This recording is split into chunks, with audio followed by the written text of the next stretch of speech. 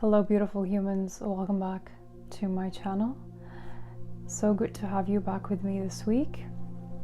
Very excited to talk about today's topic. One of the comments or one of the audience have said that they really want me to talk about forgetting the past, which I really found interesting because forgetting the past is not something that you do in a day, and it's not something that requires a lot of work like we think. To overcome the past and things that really is traumatic to us, my perspective with it is to really uncover what it is about the past that you want to let go of. And when we speak of the past, there's so much things that we can, uncover, so much things that we can look through. And what I learned in my experience of letting go of the past is to just as simple as stop thinking about it. And I know that sounds really easy, but it's quite hard to do, because if your identity right now is connected to your past somehow and it's hard for you to let it go, I would start with uncovering the past, uncovering what's the most painful thing that I want to let go of. So although the past, can come from either past life or 2 years ago or 3 years ago, and I was quite confused how to put this in words, to forgetting the past. What I found really helpful is to really look at how is it affecting me in the present moment. Maybe you have a story from your past, maybe you have an experience from your past that is weighing you down, that is stopping you from taking action, or that you're finding it so difficult to step into yourself, and it's so difficult maybe to do the things that you want in life without having this urge to step on yourself while you're doing that. I want you to also remember that your healing journey doesn't have a timeline. It's not meant to be speeding up, right? You can't just speed your healing process. It needs a lot of patience and a lot of compassion. And a way to step into that and hold yourself in that container is to say, some of the things like, how is it holding me back in my life, and how can I let it go? How can I start developing creating space for myself to be expressed? And there might be so many things right now that comes in the present moment as you're healing from something, or as you are uncovering so much things about yourself. There may be moments where you will slip back into your old identity. You would slip back into your old way of thinking. And mind you, I'm not an expert on trauma or not an expert in, human development. I did do my studies, and there's so many certifications that I'm working on. And one thing I really discovered is that when we don't have compassion towards our past self is when we are suffering the most, because there is no space for healing when you're judging, when you're wanting to change something. For example, there was a big thing in the past that that I wanted to let go of, and that was really painful for me maybe to see or discover, is that I didn't accept the way that I was, or I would look back into my past and be like, why did I behave the way that I did? So you see how in that tone itself, it's coming from a judgmental space, and not allowing myself to just be, and just watch my evolution and how I'm unfolding, versus me judging myself for all the things that I did and wanting to change the past. So in reality, you can never go back and change your past. It doesn't matter how much you evolve in life. there's never going to be a time where you're going to change the past. You can change your perspective and how you see your past instead of trying to change the whole thing, because you wouldn't really be here maybe listening to this or having those aha moments or having, you know, your way of thinking about the past. Maybe there's something too painful to uncover. I learned about myself the most when I started to journal, when I started my yoga journey. And through that, there was a lot of things I wasn't aware of in myself, because, you know, most of the time I would either be living in the past or living so much in the future that I forget who the person I am today or the person that I am becoming. In that journey of the past, you need to remember that you cannot go back and change it, and the hurt and the pain that you're feeling is something that you can heal from through, you know, practices such as meditation, journaling. Maybe you go see a therapist, maybe a healer. And, you know, so much in research and people who are in this healing space, the one thing I noticed that they say about, you know, this whole self-development, improvement container is that we don't give ourselves enough space to see what we learned from our past, what we learned from those experiences. Maybe something was so painful. Maybe in the past you were rejected many times. Maybe someone bullied you for speaking up. And I noticed that mostly in women, there's a lot of, you know, suppression of the voice, not speaking up, and a lot of giving others opportunities and holding yourself back, playing small in life, not going after what you want because you're just so scared of people judging you. And when we are feeling that fear, what most people do is that they fight themselves instead of trying to sit there and understand where that was coming from. Where is that behavior? What happened in the past that brought them to this level or this point where it still hurts them and aches their heart, is because it hasn't healed. There is, almost imagine it like a wound, right? You have a wound, and instead of what most people try to do is that the wound is there. What they try to do is cover it with some, you know, like not talking about it, thinking positively, or pretending like it didn't exist, or being like, oh, it doesn't matter anymore, it's in the past.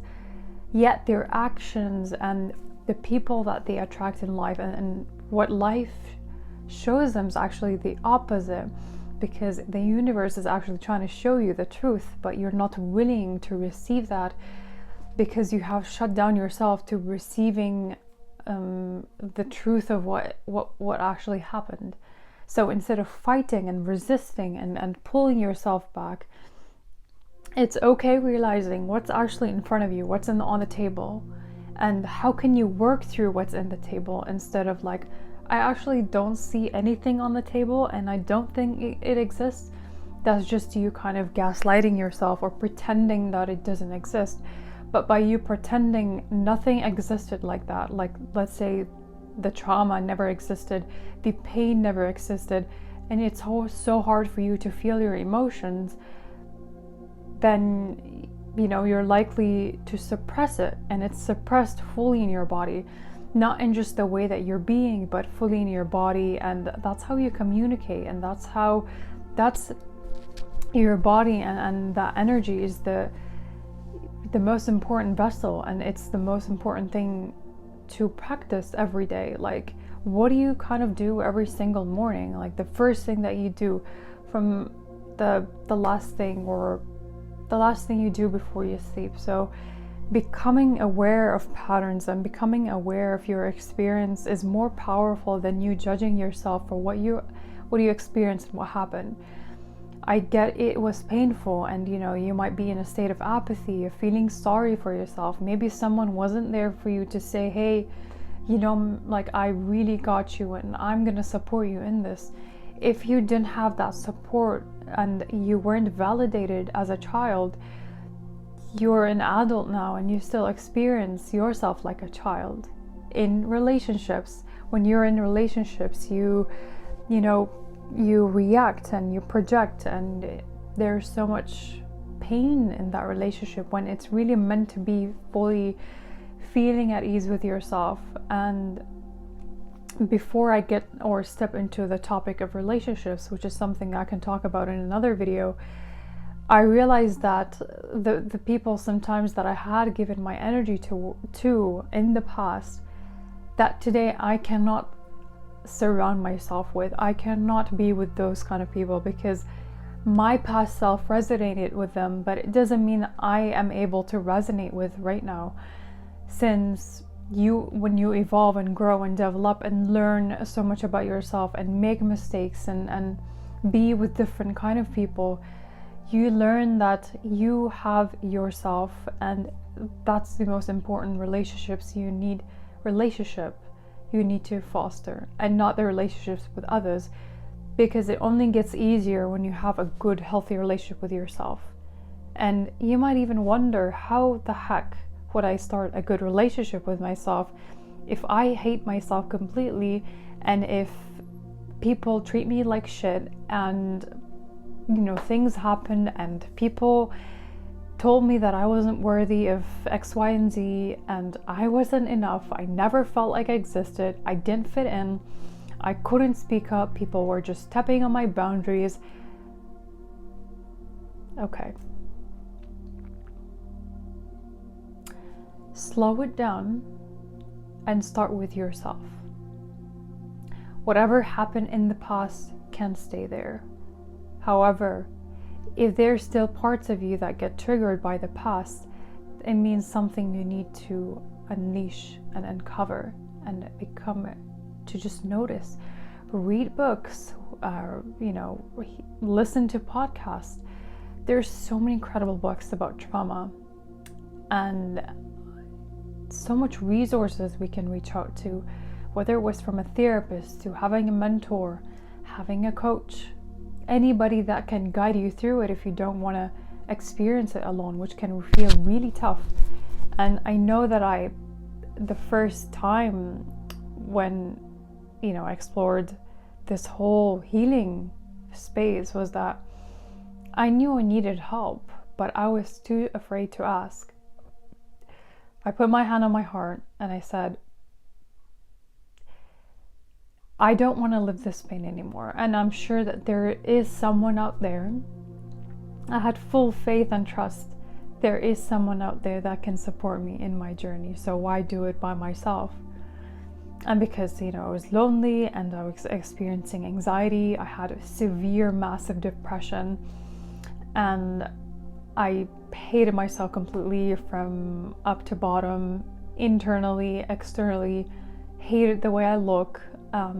You could say everything, really, anything that you can think of about low self-esteem. And there is absolutely no point in my life when I would sit down and think or say, I wish it was different. I don't wish to be different.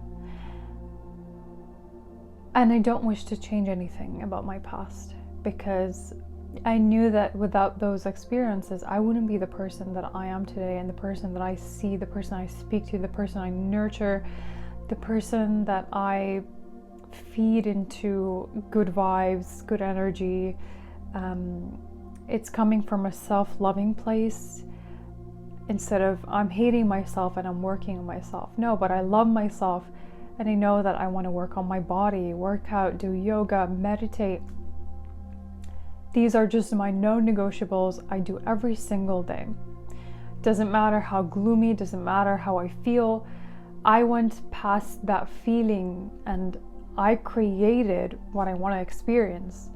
And I felt what it's like to meditate. I felt what it's like to wake up 6 a.m., 5 a.m., to, you know, get it going, to raise my vibration, you know, do EFT, emotional freedom tapping. If that's not something you know about, I'll drop a link below and you can read and look at it through. It's really powerful. There are so much modalities, so much things out there for us to get out of state of hopelessness. I'm a master in experience in that, because I've been in that for years, more than 3 years actually, more than 5 years, feeling hopeless, feeling stuck, feeling like there's no point to live. I don't think I can make it. So it's just easier if I just ended everything. Now I look back and I thank God and, you know, thank myself for not giving up. I didn't give up. So if you are in a stage of that suffering and feeling hopeless, there is another way. There always is another way, and it's actually easier than you think. It's easier than just giving up. Because once you give up, you're at a feeling of lack. You're in scarcity and you're not being grateful. There's no gratitude, there's no hope, there's no love in you. And in order to cleanse and heal the inside, you need to start somewhere, right? And do not numb yourself and suppress everything you're feeling, because every single emotion is valid and every single experience. So let me know how, you know, that went, if that made sense. I hope it did. And you know, if you are feeling isolated and you want someone to speak to, reach out to me. I have my socials down below. I have a call that we can hop on and talk about what's going on. I do have virtual coffees that you can just book the call. It's for free, absolutely for free. Not trying to sell you. Obviously my one-on-one coaching and my program is of charge. That's something you can look into either ways. But I do have virtual coffees if you just want someone to be there and to talk, and so that you don't feel alone. Because I know what it's like to feel alone and not have someone to listen and understand you. Alright, well, I hope you enjoyed this video and hope it was beneficial for you. Make sure to give me a thumbs up. That's how you support this channel, and I keep uploading videos every single week, which is crazy. I did miss a week last week. I think that was on Friday, so apologies for that. But I will keep showing up every single day, every single week for you, because this truly matters. And I'm so grateful for everyone who's watching and everyone who is sharing this space with me. It truly means a lot to me, and I read every single comment, so thank you. All right, I will talk to you guys in the next video. Bye now.